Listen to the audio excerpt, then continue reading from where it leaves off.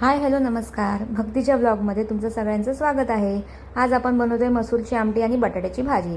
त्यासाठी सुरुवातीला आपण आज वाटण काढतोय. तर मी ही सगळी तयारी करून ठेवलेली आहे. कुकरमध्ये मी मसूर शिजत ठेवलेत आणि बटाटेसुद्धा शिजत ठेवलेत. इथे हे वाटपाची तयारी चालू आहे. खोबरं भाजून घेतलं आहे, कांदा भाजून घेते, ओलं खोबरंसुद्धा भाजून घेणार आहे. तुम्ही बघू शकता. तुम्हाला हवं असेल तर कांद्यामध्ये तुम्ही थोडंसं मीठही टाकू शकता, जेणेकरून कांदा लवकर भाजला जाईल. तर इथे आपली मसूर शिजली आहे, बटाटेसुद्धा शिजलेत.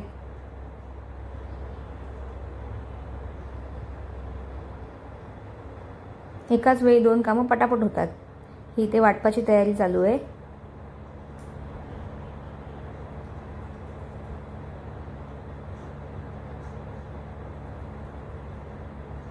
वाटप थंड करण्यासाठी ठेवलेलं आहे. त्याच कढईमध्ये पुन्हा राई जिऱ्याची फोडणी, आपल्याकडे जे काही अवेलेबल असतील ते मसाले, कांदा सगळं काही आपल्याला परतून घ्यायचं आहे. हे वाटप मिक्सरला लावून घ्यायचं आहे आपल्याला पाणी टाकून. यामध्ये मी कोथिंबीरसुद्धा ॲड केली होती. यात आपण सगळे मसाले टाकतोय. धना जिरा पावडर, हळद, गरम मसाला, लाल मिरची पावडर व ह्यात थोडंसं पाणी टाकायचं जेणेकरून मसाले जळू नयेत. सेम कुकरमध्ये सुद्धा सेम प्रोसेस केलेली आहे. व यामध्ये फक्त आपण जे भाजून घेतलेलं वाटप होतं ते ॲड केलं आहे. आणि तेल सुटेपर्यंत ते वाटप आपल्याला भाजायचं आहे.